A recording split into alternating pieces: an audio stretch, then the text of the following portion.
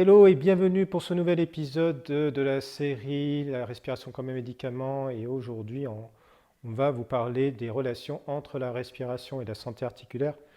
Or, cette respiration qui est anodine, hein, mais qui réserve plein de mystères, j'ai le souvenir d'une conférence que j'ai faite il y a quelques temps et je trouvais assez étonnant que la respiration soit un sujet mineur et que il y avait un autre conférencier qui parlait de nutrition et qui avait beaucoup plus de succès. Or, c'est vraiment dommage parce que lorsque on prend conscience de ce qu'est la respiration, on s'aperçoit que l'on peut booster la plupart des systèmes du corps humain, dont celle de la santé articulaire. Alors en ostéopathie, on utilise beaucoup le système respiratoire comme un levier. La respiration nous permet de pouvoir libérer des articulations. Et d'autres scientifiques ont fait des recherches sur l'arthrite et on s'est rendu compte que c'était très intéressant pour baisser les niveaux d'inflammation et que ça permettait en fait de réduire les probabilités de blessures. Donc, ce que nous allons voir maintenant, ce sont les 5 impacts que peuvent avoir la respiration sur la santé articulaire. Si le sujet de vidéo vous intéresse, je vous invite à liker et à partager autour de vous. Pour me présenter, je suis Tony Latoré, ostéopathe à domicile à Marseille et partenaire de santé. Et j'aide les gens à réduire, voire à faire disparaître leurs douleurs articulaires et musculaires grâce à une méthode qui s'appelle l'ostéopathie tissulaire. Pour plus d'informations, j'ai fait une vidéo à ce sujet.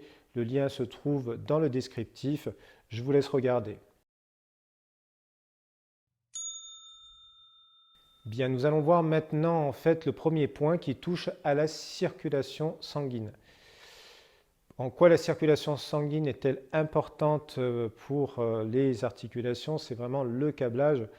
C'est l'élément qui va permettre aux cellules des articulations de recevoir de l'oxygène, des nutriments et qui va pouvoir éliminer toutes les toxines.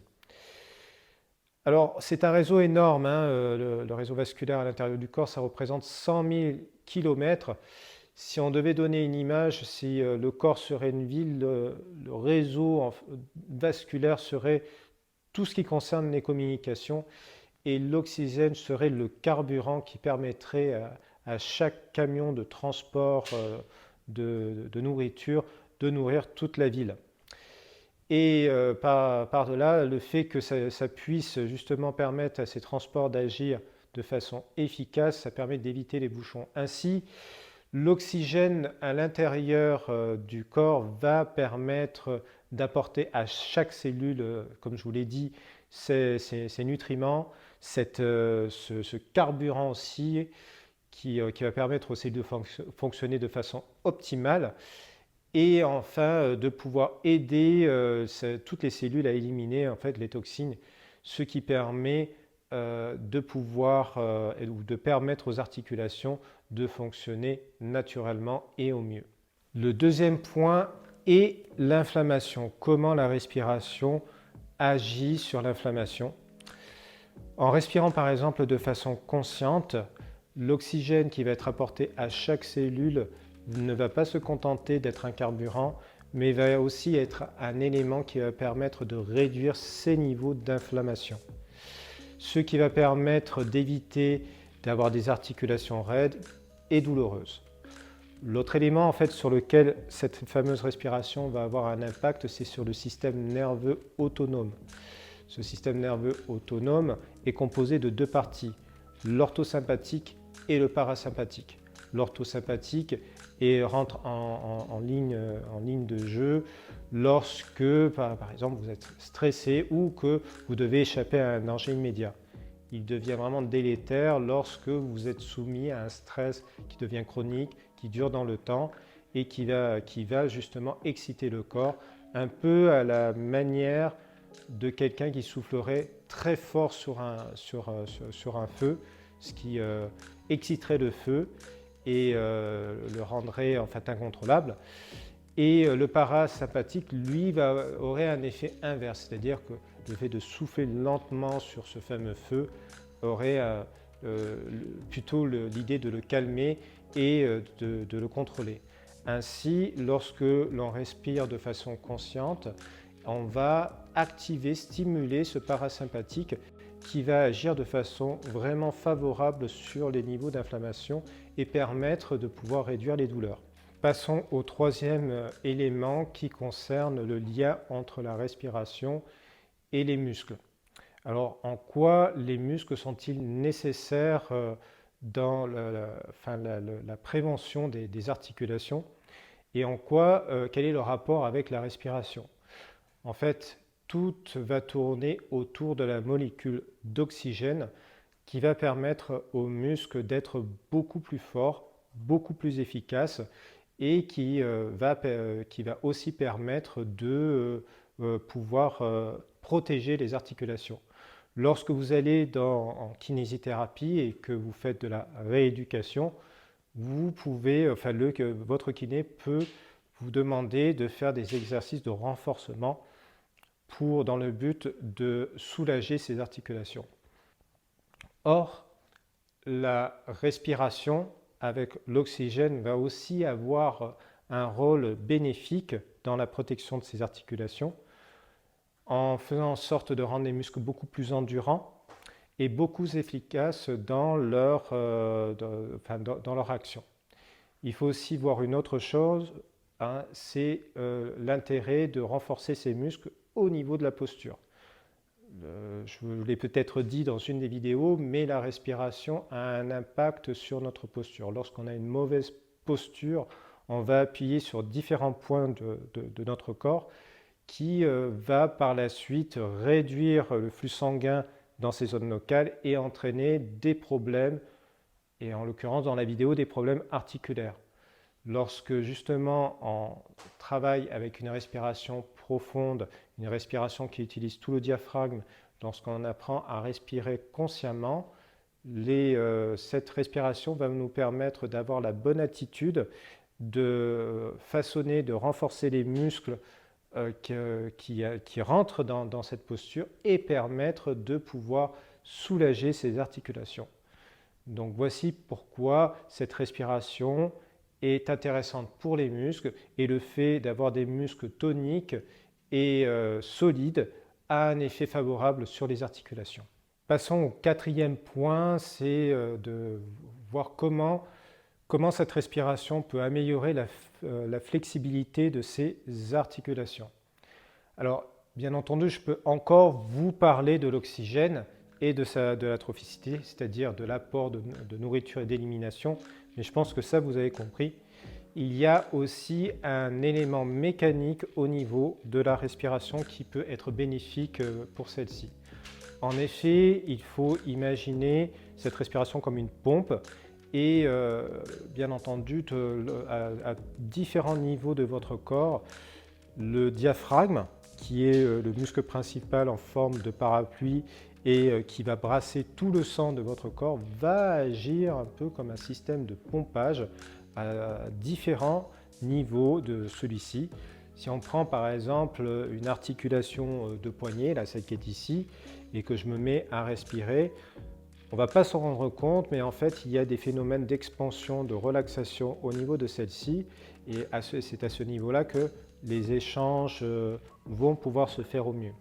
Donc c'est aussi une chose qu'on utilise en ostéopathie, où on va mettre par exemple une structure dans un certain paramètre et on va demander à nos patients de pouvoir respirer de façon amplifiée en ciblant vraiment l'articulation qui ne va pas, et au bout d'un moment en fait il va y avoir un relâchement des tissus et une amélioration de la flexibilité de celle-ci.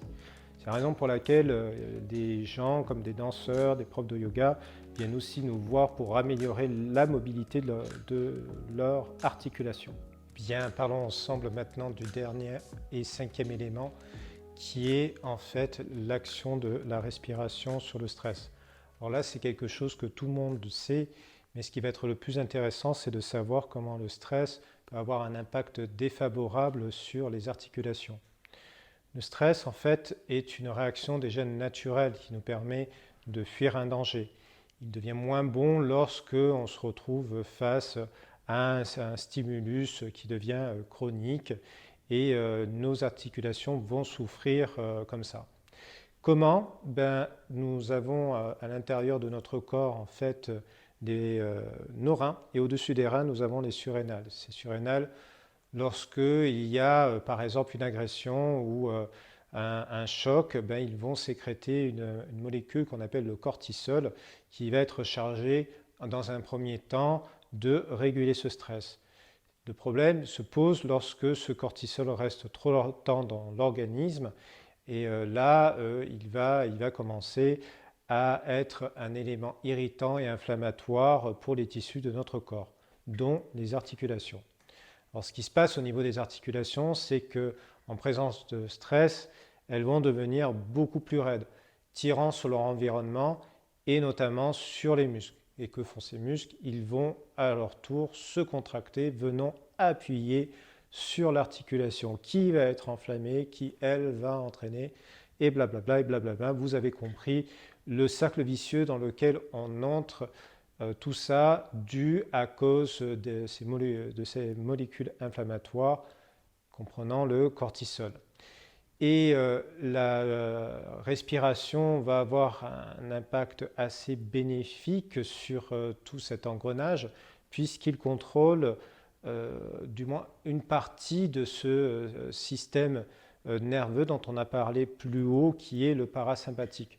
Le parasympathique va agir un peu comme une sorte de pansement qui va permettre de réduire les niveaux de molécules inflammatoires comme le cortisol et donc permettre une réduction de la douleur, une détente des tissus périarticulaires et une détente aussi des muscles environnants. Donc, savoir respirer, utiliser une respiration consciente, diaphragmatique, va être bénéfique pour baisser les niveaux de stress et pour permettre de préserver ses articulations. Donc, voilà, nous avons fini avec cette présentation et vous avez compris vraiment que derrière le côté anodin que peut être la respiration, il se trouve quelque chose de formidable et de bénéfique que nous avons à l'intérieur de nous. On n'a pas besoin d'aller chercher des médicaments à l'extérieur, quoique toute conception gardée et selon le type de problème de santé que vous pouvez avoir. Mais déjà, il y a un outil, un médicament que vous possédez et que vous pouvez avoir à n'importe quel moment de la journée. Si vous intégrez des exercices respiratoires, que ce soit comme la respiration consciente, c'est-à-dire d'observer le flux de respiration qui rentre, imaginez jusqu'où peut aller cette respiration, et ensuite après expirer et faire un petit travail de visualisation, ça peut être une façon de faire ou simplement d'observer le flux expirant, enfin inspirant, c'est-à-dire gonfler ses poumons, réduire ensuite ses poumons, rentrant dans un phénomène de sorte d'hypnose, en fait, vous allez profiter des nombreux bienfaits, que ce soit sur la circulation, que ce soit sur la réduction de l'inflammation, que ce soit sur la réduction du stress, renforcer votre corps, le rendre plus flexible. À ce sujet, j'ai mis en place un atelier qui s'appelle InspiDetox et qui va pouvoir avoir une action favorable qui sont vraiment en corrélation avec ce qu'on a vu plus haut. Aussi maintenant, nous arrivons à la fin de cette vidéo. J'ai vraiment apprécié de partager cela avec vous. Prenez soin de votre santé, profitez de chaque instant et je vous dis dès à maintenant à bientôt pour une prochaine vidéo.